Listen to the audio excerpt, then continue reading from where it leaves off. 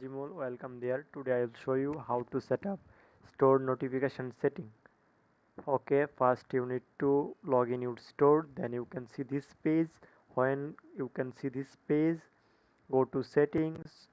When click settings, scroll down, you can option notification, click notification. Then you need to verify your email. If you click recent verification, you can email code, then verify this. Okay, then you need to scroll down, you can add option customer notification, click here, then you can see many option, click order confirmation, click here, then you can see it preview what kind of email get your customer. This if you want to edit or change anyone, click here, you can option or change.